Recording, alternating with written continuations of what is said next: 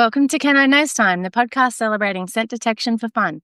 Join us for insights into building a connection in your team, tips for competency and success in competition, and to keep up to date with recent and upcoming scent work events here in New South Wales and around Australia.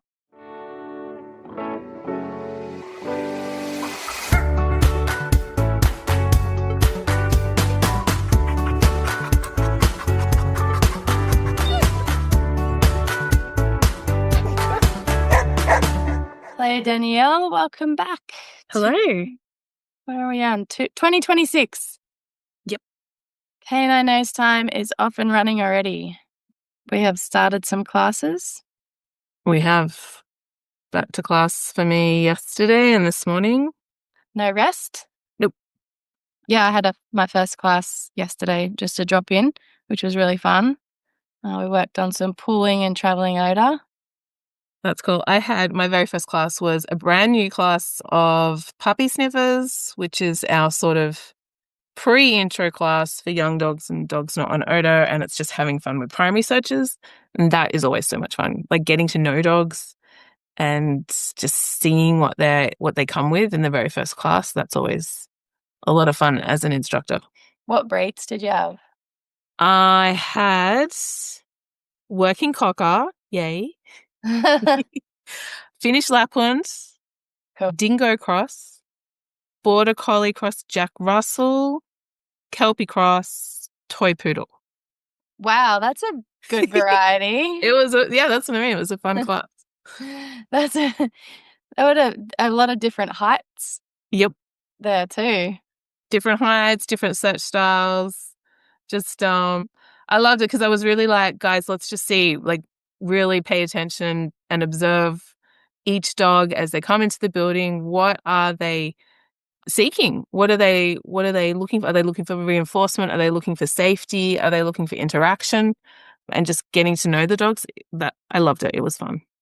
What ages did you have? Was it puppies or was it a variety? We had like 4 or 5 months. Like, we had a couple of dogs that are like 4 or 5 months.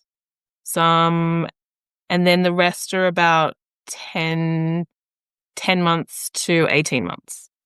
Oh, nice. Yeah. That's a nice So like variety. younger puppies to sort of adolescent dogs. Good. There's been a lot of inquiries, I think, for puppy sniffers. Yep. And we've been asked to put on some extra puppy sniffer classes too. So I think people get a lot out of those. Like, even experienced handlers. I know I did puppy sniffers with Flair, like, 2 or 3 times. Yes. I think he ended up doing it 4 times or less. Yeah. And the cool thing with puppy sniffers is because we're really just having fun with primary searching.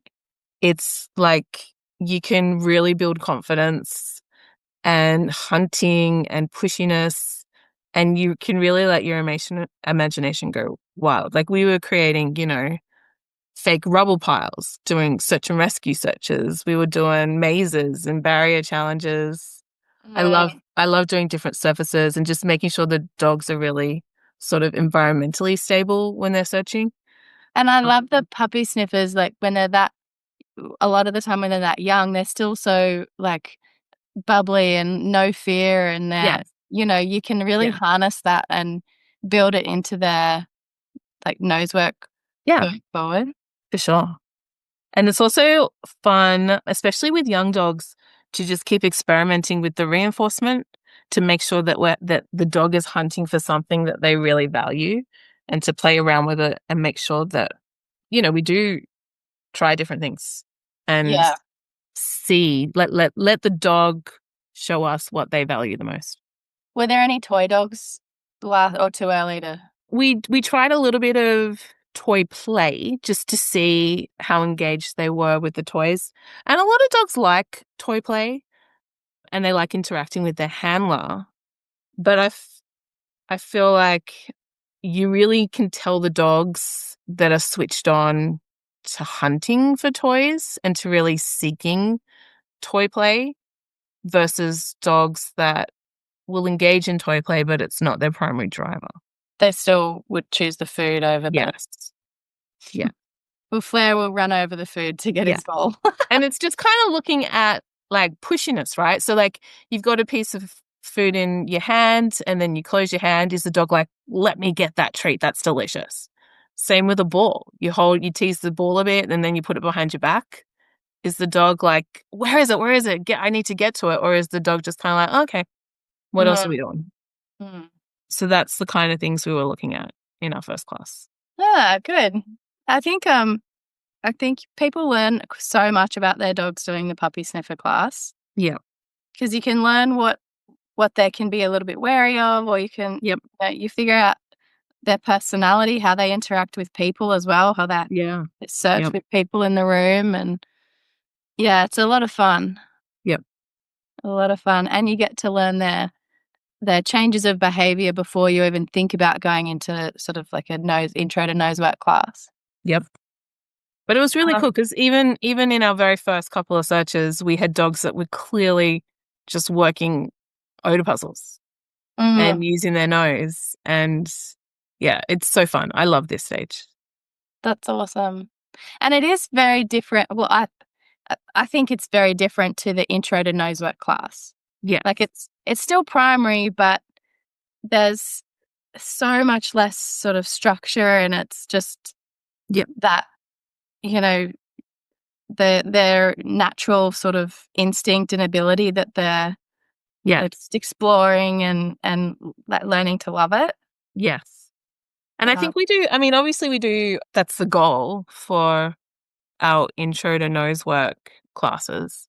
mm, But I think we get a lot of people really eager to start their odor journey, really eager to work on trial prep skills. And so our program is designed to like get them there, but as soon as we feel comfortable getting them, getting them there.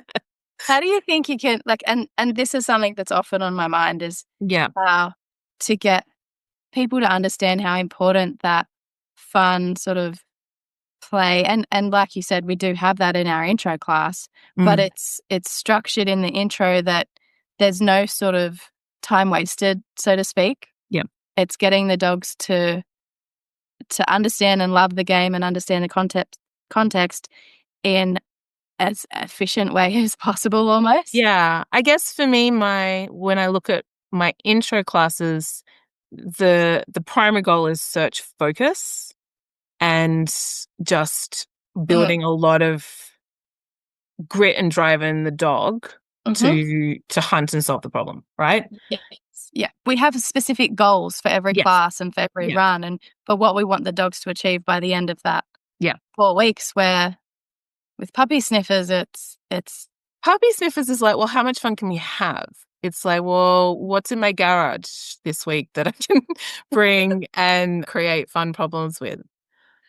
I guess because there's no time frame, right? Puppy yeah. sniffers is literally just let's have fun with primary searching. So that makes you a bit freer to experiment and introduce elements that, are possibly not going to be anywhere in the dog's trialing future in the next couple of years. But like, why not introduce it? Yeah. Right? Like, yeah, we don't have rubble piles in in a trial. We don't have dogs going on hopefully not too many unstable surfaces or things that make scary noises and all of that sort of stuff.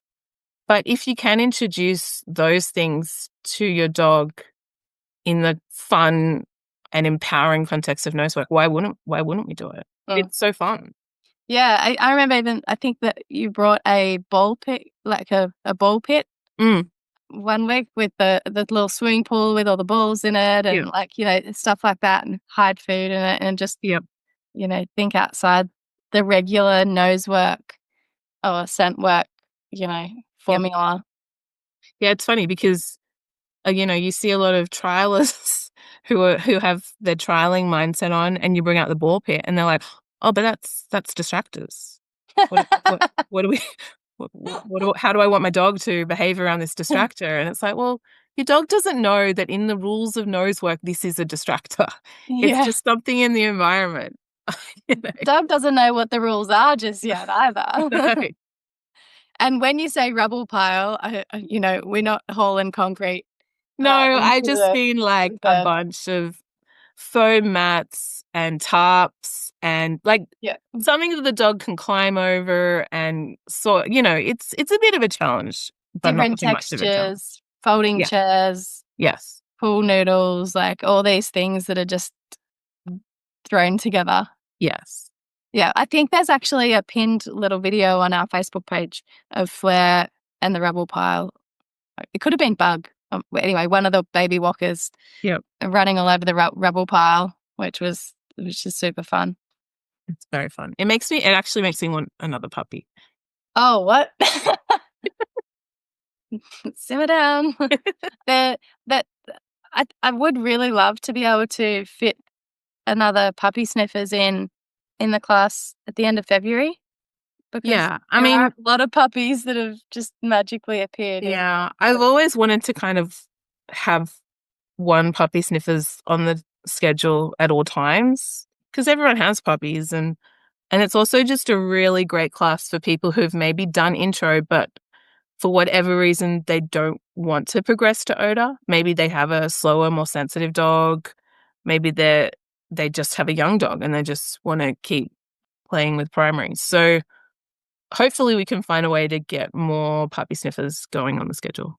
Yeah, I think we should really try and make that a goal for when our main classes go back, Yep. because it is so much fun too. It's fun Yep. for the instructors too, because puppies, Yep. you know. Yep. Do you think older dogs can benefit from going to puppy sniffers? Yes, of course. I think that any dog who hasn't, like, the way puppy sniffers is set up, any dog who has not been introduced to odor can do it. Mm. Or any dog that you're happy to just let run around and search for food without odor. Mm. So maybe you've done a little bit of nose work in the past, but maybe you hit a bit of a roadblock and you didn't know how to progress it. Maybe your dog started to not like nose work. Maybe come back and do some puppy sniffers and see how you feel. Sounds fun. Sounds fun indeed. But we should.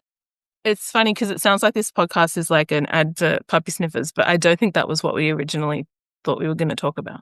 No, we weren't talking about puppy sniffers at all. But it is a lot of fun. It is. Should we briefly talk about what we were going to talk about? Yes. Jog my memory. I think we were going to, because we're still in the first week of January. It's the 7th of January. So that's 7 days into 2026. So we need to just quickly talk about how we ended up in 2025. Did we accomplish our goals, make progress? Did we have any epiphanies? I probably should go back and listen to what the podcast was for the beginning of 2025. Look, my goal tracking is not the best. No, but I had something. I think I had generally in my mind that, that Flair could be, and because most of my goals are centered around Flair. Yep. That we'd enter some nosework ones, that we'd do some level ones, that we would do ANKC novice. Like, it was sort of a level 1 year. Yep. And seeing how he coped with all of that, making sure that, he's really great in the car and he's good with travel, and he's proved all of that. Like, he's really gone above and beyond. And when did they go on to odor? I think it was the beginning of the year. It was just over a year. So it was like November 2024 where they went on to odor. Okay. Because it was just before Jean Richardson came. Yeah. Oh, that's right. Yeah, it was too. Yeah. Yeah. So I think so far, I think all of those goals have been sort of, he's on track for all of that. Yep. He's doing a level 1 interior this weekend.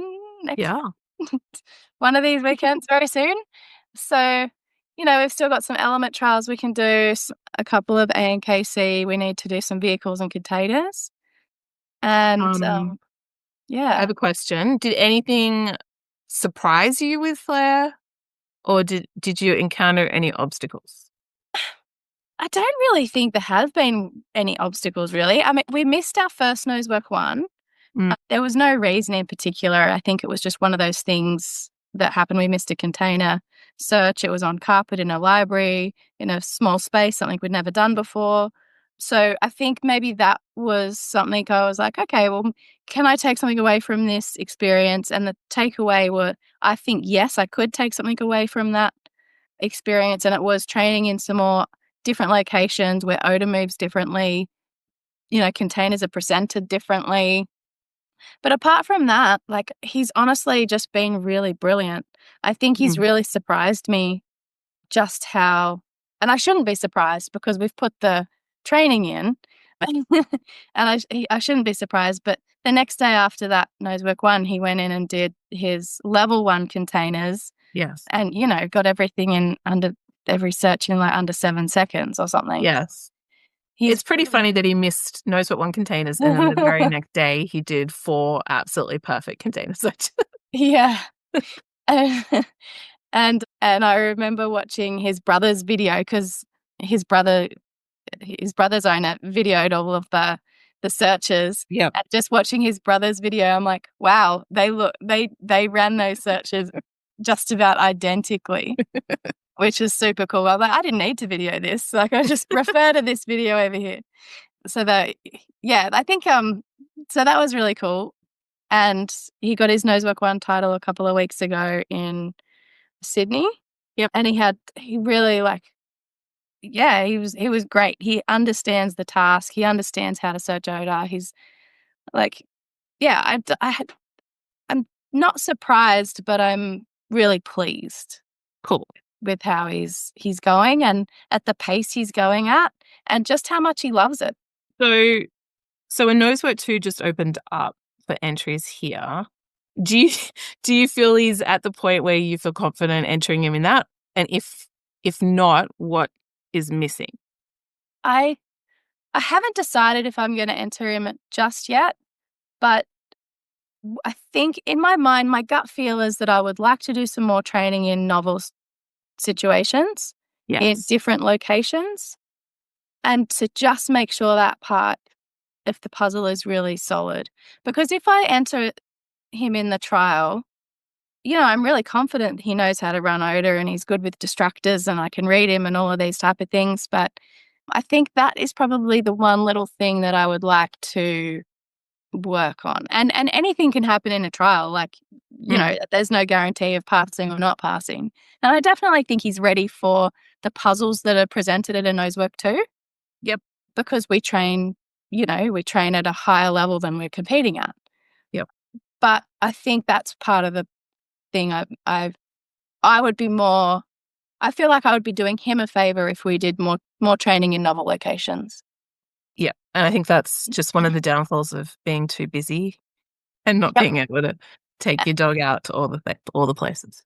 Yeah. And often we do tick the box training it just in class. Yep. I run him before and after a class and think in my head, oh yeah, good job. You ran your dog. Yeah.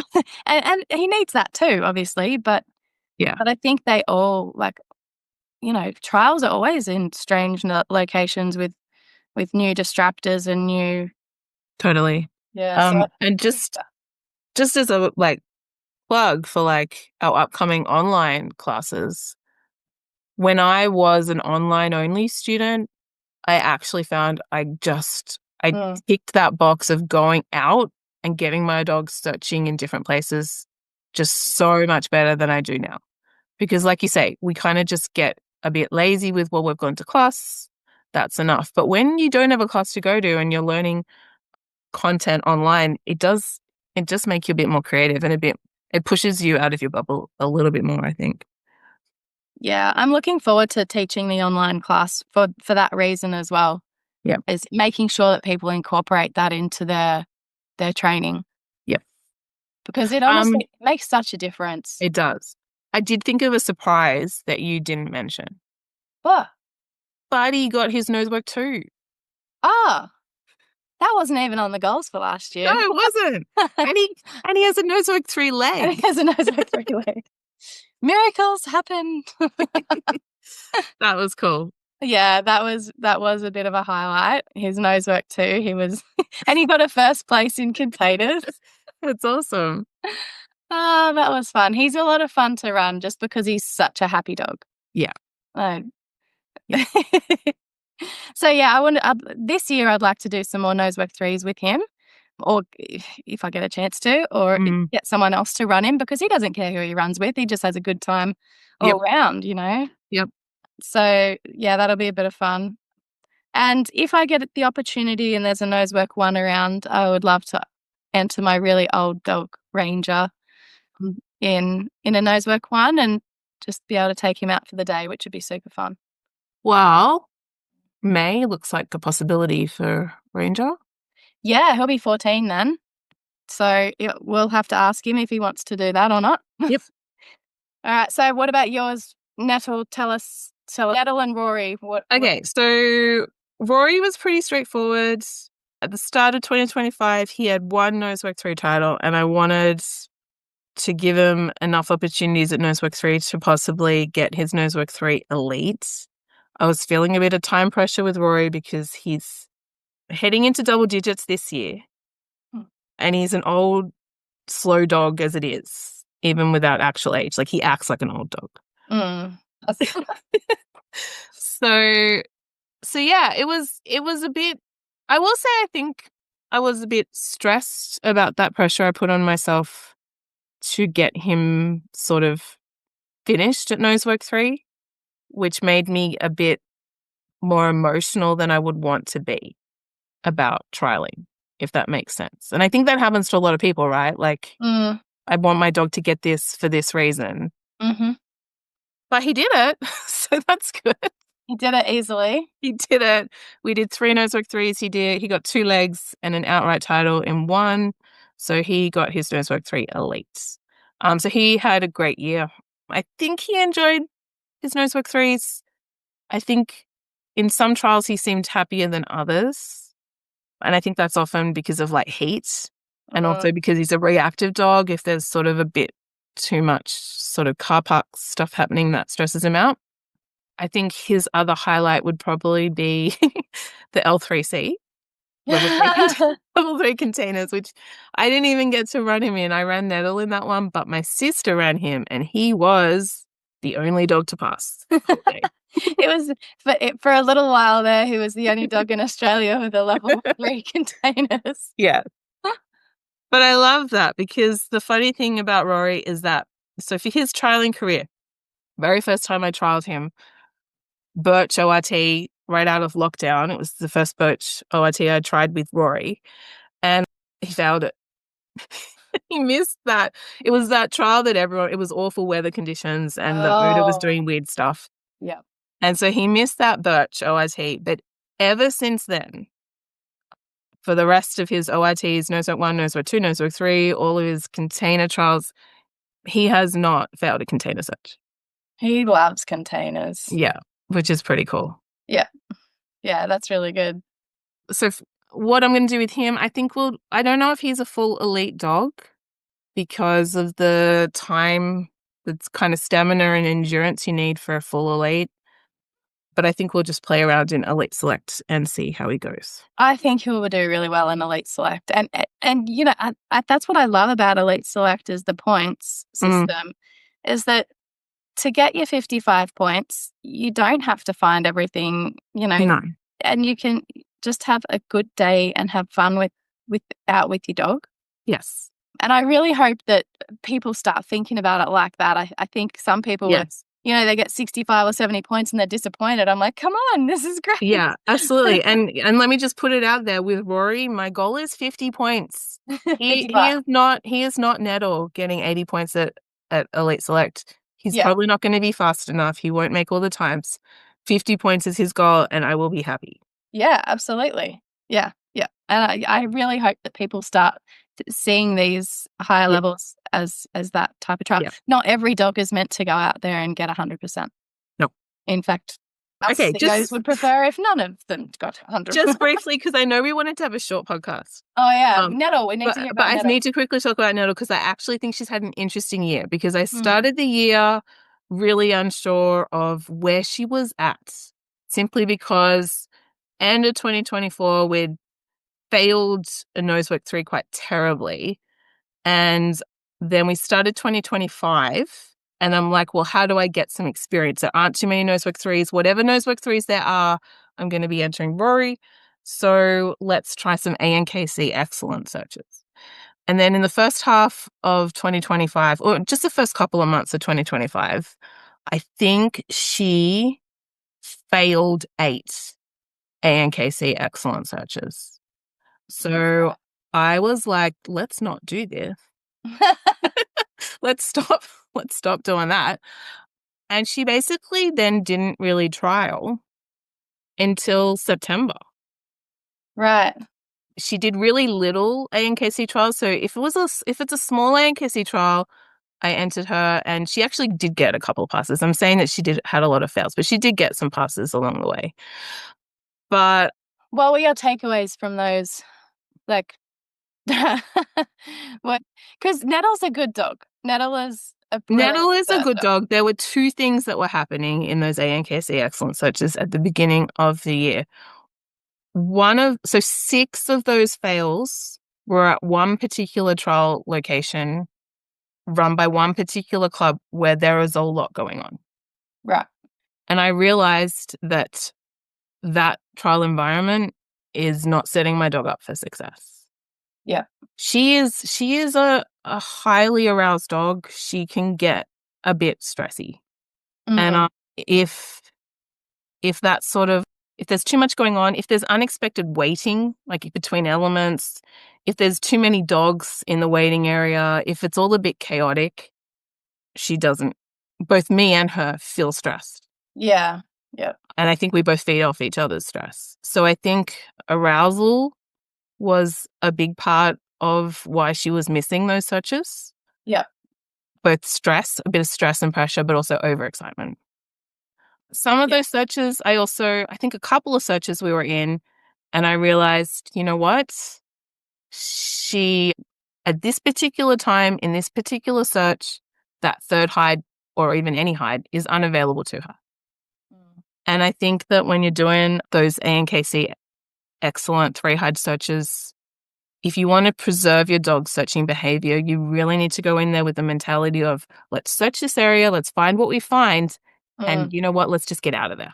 Yeah, and honestly, I've always sort of had this opinion about 3-hide searches, and particularly from being at a CO for ACSW, is that not every search lends itself to 3 hides. Not every search area is meant to have 3 hides in it, and at an excellent level, they have to put 3 hides out. Yes, it's in the rules. It's in the rules. So, that is not always going to end in success. No. And sometimes finding 2 of those hides is actually a success. Yes.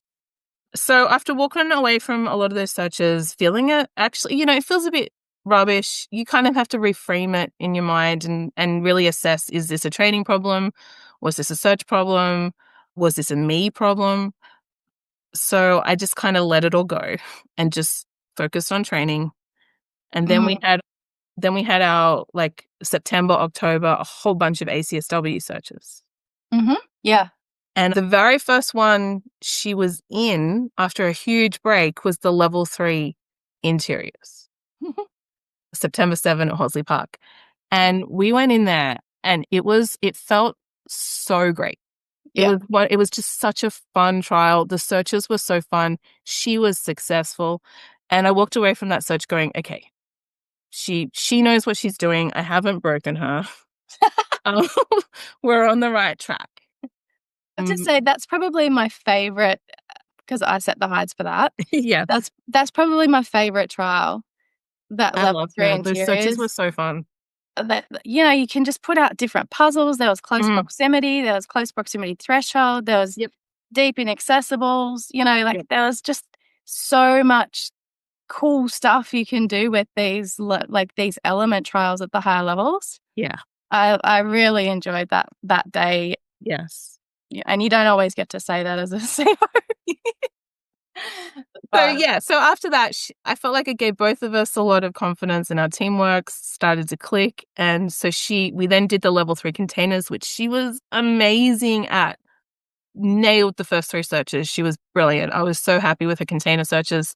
We don't need to talk about the 4th search. And then we went up to Queensland and we did an Elite Select, which was so much fun. We did a Nosework 3. She came second in trial. She got a title. We did another Elite Select down here. She also had so much fun in that one. So I feel like we ended up probably even further along than I was anticipating with Nettle. Like she ended the year really strong. Yeah, she really has. She's had a really good end of 2025, which was pretty good. Yep. Yeah, I think so that was my recap. All right. Well, 2026. What do we? Just off the top of your head, what are your goals for 2026? Are your goals ribbon oriented or? No, I'm gonna try not to be. Even this year, I didn't really want to have I didn't really want to have outcome goals. I wanted to just keep developing Nettle as a team, and so I think that's the same deal. I think it's just preserving the fun with Nettle, and just and for both of us, just having a lot of fun. I think that should be everyone's goal. Yeah. I have mine aren't ribbon oriented, but I would like to be able to enter another Nosework 3 with Buddy. Yep. Which is a challenge in itself until we get a few more certifying officials. Yeah. And I would like to enter Ranger in a Nosework 1. Yep. With zero expectations for him. He's got, bigger issues at play. And I would like to enter Flare in a Nosework 2. Cool. Whether that's the sooner one or the later one. So basically that's probably my goals at the moment. I'd love to do some more element trials with Flare and Buddy. Yeah. And obviously I'd like to get Buddy started in ANKC too. Yep. For his novice, and Flare, I think his advanced, doing some more advanced searches after his novice. Yeah, I've got Nettle registered for a couple more ANKC Excellence. It's kind of a bit sucky because I kind of just want to tick it off and get it over and done with, so we can start having fun in Masters and Ultimate. But I think the other thing is just finding trials that fit into your schedule and that you can also get into, because it's so hard to get into trials. Yeah. Excellent is such a, we could do a whole podcast on that. I feel like a lot of people get really down on themselves and their dogs when they get to excellent, and it does, a lot of teams stop trialing altogether. Yep. Which I think is really sad. I don't know. Yeah, I guess I would say to all those people that I have felt that feeling and frustration and sadness about ANKC Excellent, but just know that I think that there's always a way forward. And alternate it around with, other trials and other competitions and other successful things. I also feel like I like you say, we could keep talking about ANKC Excellent for a really long time. But I think that if you are having repeated failures, either for the same reason or for you don't know why, if you're unsure of why you're getting a lot of failures, just take 6 months off. Don't keep putting your dog in that situation. Just focus on bringing back joy and clarity to your dog. Yeah, absolutely. I had someone in my class this week that sort of brought up that, and they were sort of struggling because they'd had maybe 3 or 4 false alerts in a row trialing. Yep. And it's sort of like, well, the answer really is to take a little bit of a step back and work on building those foundations back and building that joy and that understanding and trust between you and your dog. Yeah, it's all about trust. Yeah. And the more you do it, the more you practice it, and the more you keep getting and being nervous and scared that you go into a trial and that's going to happen, guess what? That's what happens. Man, if I'm in a start line worrying about false alerts, I probably should not be at the start line. Absolutely. If that's what you're thinking of, you know it's time to take a step back and build your confidence in your dog. Yeah. Again. And what's that? My dog knows where it is. Yeah, my dog knows where. Yeah. Okay. Exactly. I think our podcast has gone on too long than our goal. Yeah. I've got to go to class. Yeah, Yay. intro to odor class tonight. What have you got? Thresholds, corners, perimeters. Woohoo! Working on the things. All right. Well, it was good to do a quick podcast that turned out longer than we thought. Yeah.